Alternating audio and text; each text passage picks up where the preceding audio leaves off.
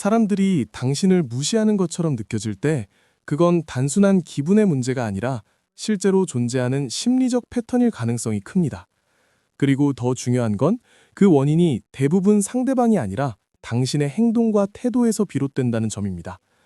오늘은 사람들이 당신을 가볍게 생각하게 되는 이유, 조금 더 깊게 파고들어서 딱 3가지로 정리해 보겠습니다. 첫 번째 이유는 스스로 자신의 가치를 낮추는 태도입니다. 이건 정말 많은 사람들이 무의식적으로 하고 있는 행동입니다. 사람들은 종종 이렇게 말합니다.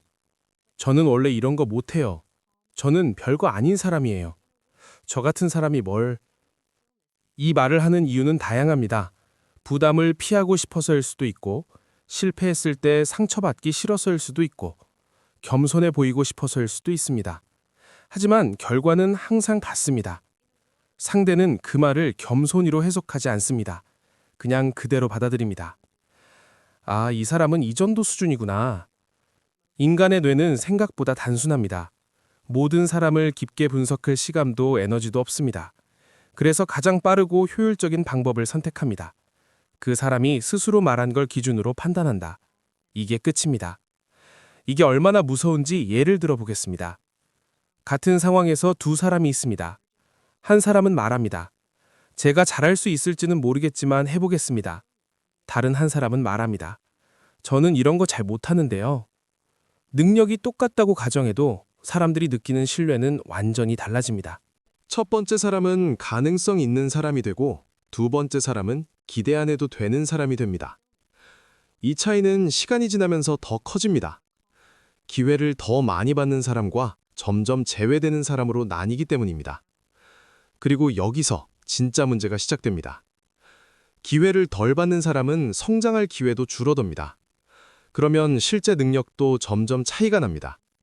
결국 처음에는 말 하나였는데 나중에는 현실이 되어버립니다. 그리고 사람들은 말합니다. 역시 이 사람은 이 정도야. 하지만 그 시작은 능력이 아니라 자기 표현 방식이었습니다. 더 깊이 들어가 보면 이건 단순한 말버릇이 아닙니다. 자기 인식의 문제입니다. 스스로를 낮게 인식하는 사람은 그에 맞는 행동을 하게 되고 그 행동은 다시 타인의 태도를 만들고 그 태도는 다시 자기 인식을 강화합니다. 이게 하나의 루프를 만듭니다. 그리고 이 루프에 들어간 사람은 빠져나오기 어려워집니다. 그래서 중요한 건 자신을 과장하라는 게 아닙니다. 있는 그대로를 낮추지 말라는 겁니다. 두 번째 이유는 경계를 세우지 못하는 태도입니다. 이건 관계에서 가장 현실적인 문제입니다. 사람들은 기본적으로 상대가 허용하는 범위 안에서 행동합니다. 그 이상은 잘 넘지 않습니다.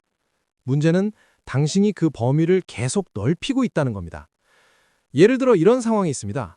누군가가 당신에게 부탁을 합니다. 당신은 이미 바쁩니다. 하지만 거절하기 애매합니다. 그래서 이렇게 말합니다. 네, 제가 할게요. 이 선택은 작아 보이지만 관계의 구조를 바꿉니다. 상대는 이렇게 학습합니다. 이 사람은 부탁하면 해주는 사람이구나. 여기서 끝이 아닙니다. 사람들은 한 번 활기만 패턴을 계속 반복합니다. 왜냐하면 안정적이기 때문입니다. 그래서 다음에도 부탁합니다. 그리고 그 다음에도요. 이게 반복되면 이건 더 이상 부탁이 아닙니다. 기대가 됩니다.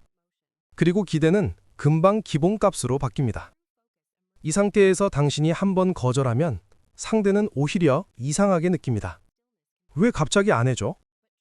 이 반응이 나오는 이유는 당신이 기준을 한 번도 보여주지 않았기 때문입니다. 여기서 많은 사람들이 더 큰 실수를 합니다. 죄책감을 느끼고 다시 받아들입니다. 이게 반복되면 당신은 완전히 구조 안에 갇히게 됩니다. 이 상황에서 벗어나는 방법은 의외로 단순합니다. 처음부터 선을 긋는 겁니다. 그건 제가 하기 어려울 것 같아요. 지금은 제 일이 먼저라서요. 이 말은 짧지만 굉장히 강력한 신호입니다. 상대는 이 말을 듣는 순간 하나를 배우게 됩니다. 이 사람에게는 기준이 있구나. 그리고 사람들은 기준이 있는 사람을 함부로 대하지 않습니다. 왜냐하면 예측이 가능하기 때문입니다. 어디까지 가능한지, 어디부터 안 되는지 명확하기 때문입니다. 오히려 더 편해집니다. 반대로 기준이 없는 사람은 처음에는 편해 보이지만 시간이 지날수록 관계가 불편해집니다. 왜냐하면 어디까지 해도 되는지 모르기 때문입니다. 그래서 계속 시험하게 되고 그 과정에서 선을 넘게 됩니다. 결국 경계를 세우지 않는 사람은 착한 사람이 아니라 관계를 불안정하게 만드는 사람이 됩니다. 세 번째 이유는 반응이 너무 크기 때문입니다. 이건 많은 사람들이 가볍게 넘기지만 실제로는 굉장히 강력한 요소입니다. 사람들은 말보다 반응을 더 중요하게 봅니다. 특히 감정이 실린 반응은 상대에게 강한 인상을 남깁니다. 예를 들어 누군가가 당신을 놀립니다. 그때 당신이 크게 웃거나 크게 화를 냅니다. 이 두 가지는 전혀 다른 것처럼 보이지만 상대 입장에서는 같습니다. 반응이 나온다. 이게 핵심입니다. 사람들은 반응이 나오는 행동을 반복합니다. 왜냐하면 그게 재미있기 때문입니다. 그리고 그 안에는 미묘한 권력감도 있습니다.